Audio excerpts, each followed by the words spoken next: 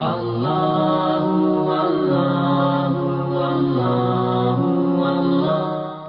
بات یاد رکھیے کہ مولا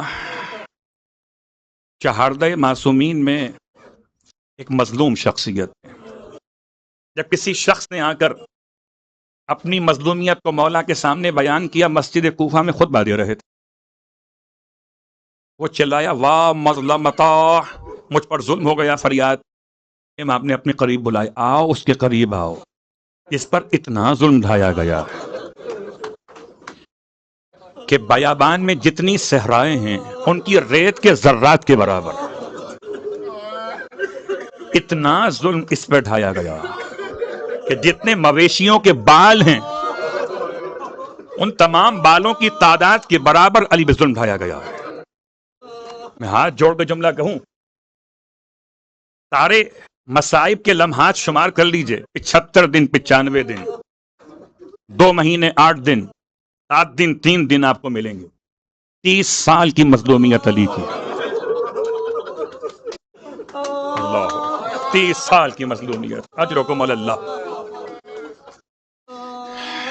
اور رونے والوں، مظلومیت کے لیے امام کا اپنا سخت ترین جملہ، 25 سال تو ایسے گزرے اس سے گلے میں ہڈی اٹکی ہوئی. روزے دارو، علی جھوٹ نہیں بولتے نا.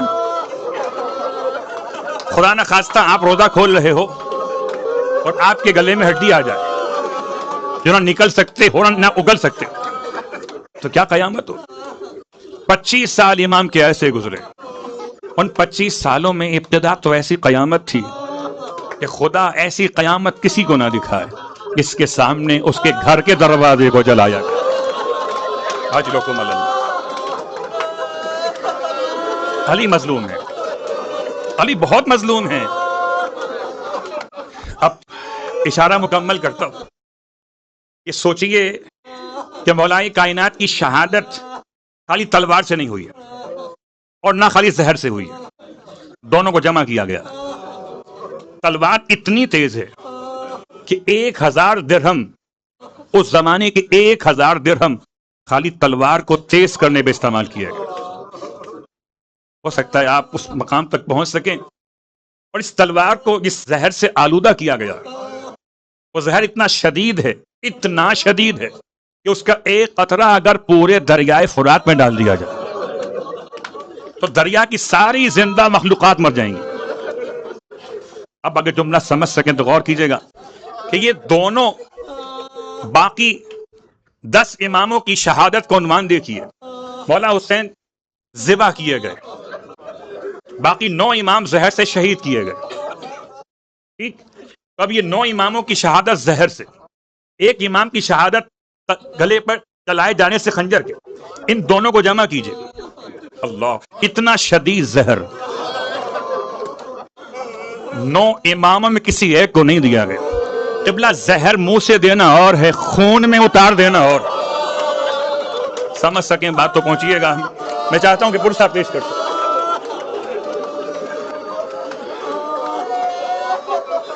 اور اب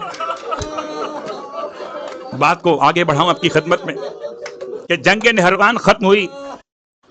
نہروان سے امام کی واپسی کب ہوئی؟ ماہ رمضان کی 13 تاریخ ہے. 40 سن ہجرت ہے، ماہ رمضان کی 13 تاریخ ہے. امام جب نہروان سے واپس آئے تو امام نے خطبہ دیا، اور جب یہ خطبہ دیا تو امام کے ممبر کے دونوں طرف سب لوگ بیٹھے ہوئے تھے، مگر ایک طرف امام حسن الگ سے بیٹھے ہوئے، ایک طرف امام حسین بیٹھے ہوئے. درمیان خطبہ میں امام نے سوال فرمایا. پہلے دیکھا امام حسن کو اور ارشاد فرمایا، بیٹا حسن بتائیے کہ ماہ رمضان کے کتنے دن گزر گئے؟ عجیب بات. امام نے سر جھکا کر بابا 13 دن گزر گئے. پھر رخ کیا امام حسین کی طرف. بیٹا حسین، نام نہیں لیتے تھے، ابا محمد اور ابا عبداللہ. ابا عبداللہ آپ بتائیے کہ ماہ رمضان کے کتنے روز باقی رہ گئے؟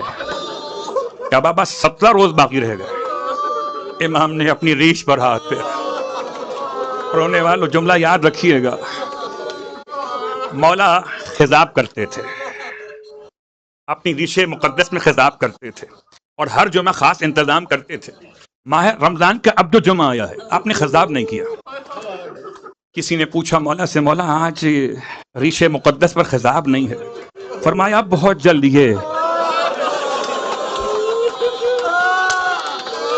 میرے سر کے خون سے بہت جلد میرے سر کے خون سے آپ نے گریہ کیا اجرکم علی الزہرا.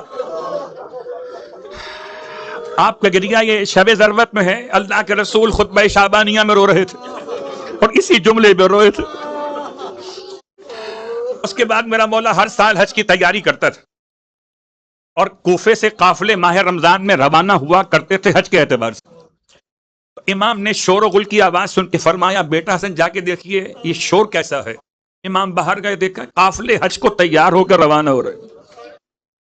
بابا آپ کا ارادہ کیا؟ فرمایا اس سال حج پر نہ جا سکوں. سارے لوگ حج پہ جائیں گے, علی حج پہ نہ جا سکے.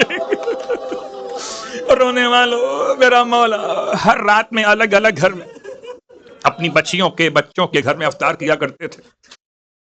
اور یہ ماہ رمضان کی 17ویں شب لکھی جاتی ہے تاریخ میں. اس رات میں آپ نے خواب دیکھا ہے کہ رسول خدا آئے, فرماتے ہیں یا علی بس آپ کی زحمت تمام ہو گئی, جنت آپ کے انتظار. آپ نے اپنی بیٹیوں سے خواب کو بیان کیا ہے, بیٹیاں پھر بھی باپ کے لیے دعا مانگ رہی ہیں. ہائے ام کلثوم کا گھر ہے, امیر المومنین کی خدمت میں افطار ہے. نانے جو کے ساتھ نمک اور دودھ کو لا کر رکھا ہے. امام رونے لگے, ارشاد فرمایا بیٹی یہ 2 خوراکیں ایک ساتھ علی کب کھاتے ہیں؟ بیٹا ان میں سے ایک کو اٹھا کے لے جائیے. بیٹی نے چاہا کہ نمک کو اٹھا لے, امام نے روک دیا, نمک چھوڑ دیجئے, دودھ اٹھا لیجئے. اللہ اکبر, واہ مصیبت. رونے والوں, وہ رات کیسی تھی. ویسے تو مولا نماز شب گھر میں پڑھتے تھے اور جس کے گھر قیام کرتے تھے وہیں نماز پڑھتے تھے.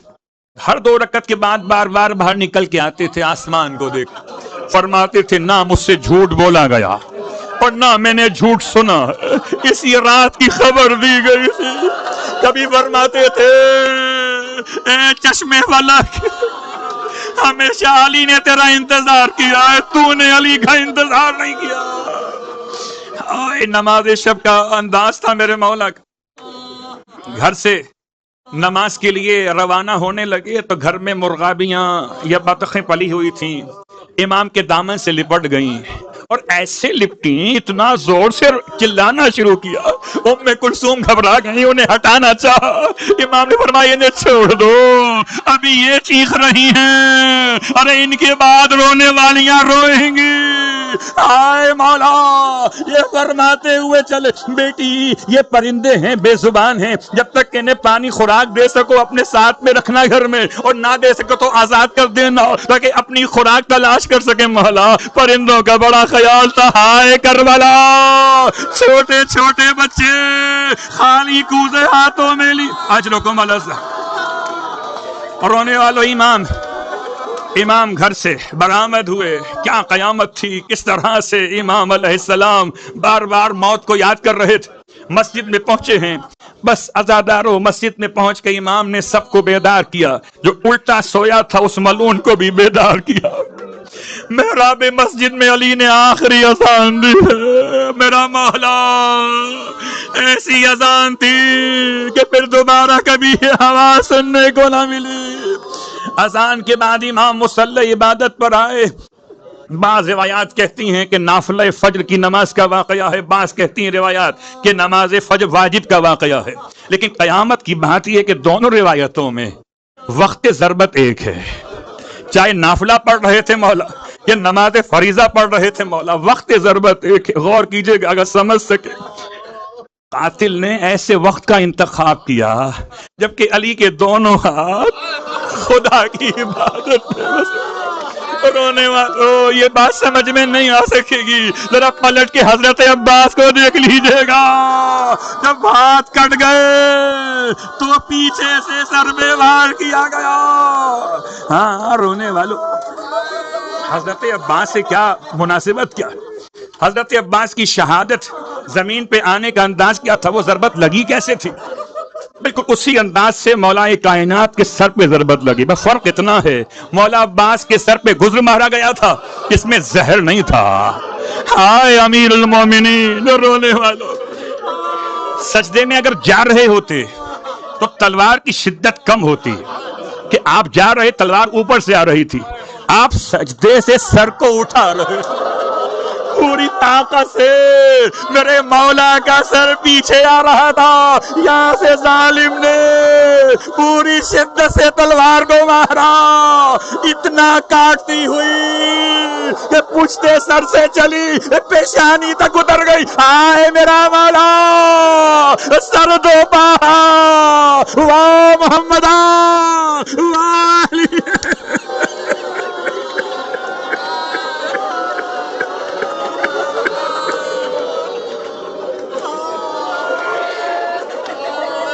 تحدمت واللہ